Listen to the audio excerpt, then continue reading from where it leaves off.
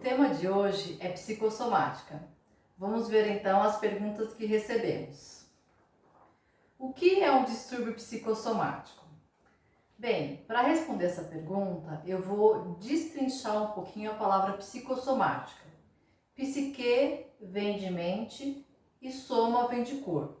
Então, são transtornos relacionados à mente e o corpo de forma conjunta. Se estuda quais são os fatores sociais, comportamentais e a própria qualidade de vida do indivíduo.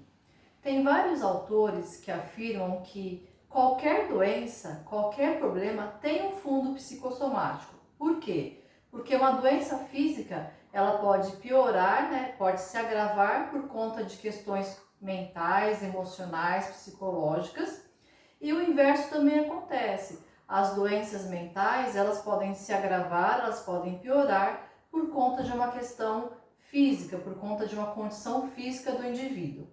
Existem cursos de atualização, de especialização, mestrado, que estudam a psicossomática. Então são anos, são meses para você compreender o que significa psicossomática e toda a sua área de atuação, toda a sua profundidade. A resposta que foi bem resumida, bem sucinta, para que você possa compreender de modo geral o que significa psicossomática. Por que acometem mais os idosos? De modo geral, os distúrbios psicossomáticos não acometem somente os idosos. Como eu falei anteriormente, como são transtornos que acometem corpo e mente, qualquer faixa etária pode ter um distúrbio psicossomático, pode passar por um problema psicossomático. O que acontece é que, com os idosos, como existe um acúmulo de informações, um acúmulo de doenças, um acúmulo de problemas ao longo da vida, esses distúrbios podem ficar mais perceptíveis, mais severos, digamos assim. Por exemplo, uma depressão. A depressão, ela acomete toda a sociedade, qualquer faixa etária qualquer pessoa, com qualquer idade pode ter uma depressão. Porém, temos uma alta incidência de depressão em idosos e mais ainda em idosos institucionalizados. Temos vários fatores para o desencadeamento de uma depressão. Porém, no âmbito institucionalizado, o que nós percebemos? Que a questão do isolamento social, a perda do papel social, a morte de um cônjuge, a solidão, todas essas questões e também, em alguns casos, o próprio abandono familiar, isso favorece a questão do desenvolvimento de uma depressão.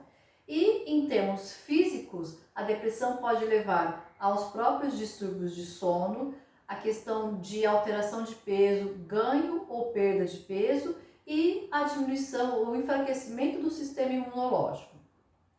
E aí, pensando um pouquinho no sistema imunológico, temos uma outra doença que é no corpo físico que percebemos, por exemplo, uma gripe ou um resfriado, acontece por quê? Porque o sistema imunológico está mais enfraquecido, mais fragilizado. Um sistema imunológico mais fragilizado, ele fica aí aberto, exposto para invasão dos vírus que trazem o resfriado e as gripes. Em termos físicos, o que nós sabemos? Que tem a questão da tosse, da dor de garganta, febre, o nariz escorrendo, mal-estar, tudo isso se sente fisicamente. Mas temos outro lado, que é o desânimo da pessoa, a vontade de ficar introspectivo, ficar no seu cantinho. Então, essa relação mesmo do físico com o mental.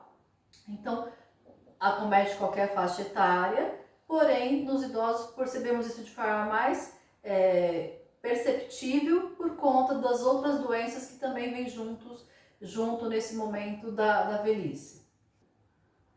Terceira pergunta: como prevenir ou amenizar esses problemas? Eu acredito muito na questão do equilíbrio, ter equilíbrio entre os cuidados com o corpo e com a mente. Isso, o indivíduo fazendo esse cuidado, tendo esse equilíbrio. Agora, se levarmos para o âmbito da instituição de longa permanência para idosos, das casas de repouso, sabemos que a instituição, a equipe multidisciplinar que precisa promover este equilíbrio. E como se promove isso? Então, temos todos os cuidados técnicos, os cuidados com o idoso no seu dia a dia, para a sua própria sobrevivência. Por exemplo, a questão da medicação, dos remédios para as doenças que já acometem o idoso. Por outro lado, seria bacana então ter, por exemplo, algumas terapias integrativas ou uma terapia psicológica, para que possa então aí dar apoio e complementar essa parte técnica. Então, a parte técnica dos medicamentos vão trabalhar no corpo físico, no corpo mental também, e a parte integrativa vai ajudar e complementar nesse aspecto. A instituição promover momentos de lazer, momentos de descanso e as próprias atividades que são extremamente importantes e necessárias dentro das instituições, como atividades de música, de relaxamento, de dança, de artes, a própria atividade física. Então, promover um leque de atividades que possa trazer e beneficiar e proporcionar o equilíbrio do corpo e da mente para esses idosos. Falei em âmbito institucionalizado, porém podemos levar isso para o âmbito da família, da comunidade, dos centros de convivência, sempre buscando essa questão do equilíbrio. O que chegou para nós foram essas 3 perguntas. Caso você tenha ainda alguma dúvida ou pergunta sobre esse tema psicossomática, você pode deixar um comentário ou entrar em contato conosco pelos nossos canais de atendimento, tá bom? Ficamos aí aguardando a sua dúvida. O próximo vídeo será sobre o tema atividades e rotina na velhice. Se você tiver alguma dúvida ou pergunta sobre esse tema, entre em contato conosco e participe da nossa série. Agradecemos e até o próximo! Skylife, cuidando de quem cuida.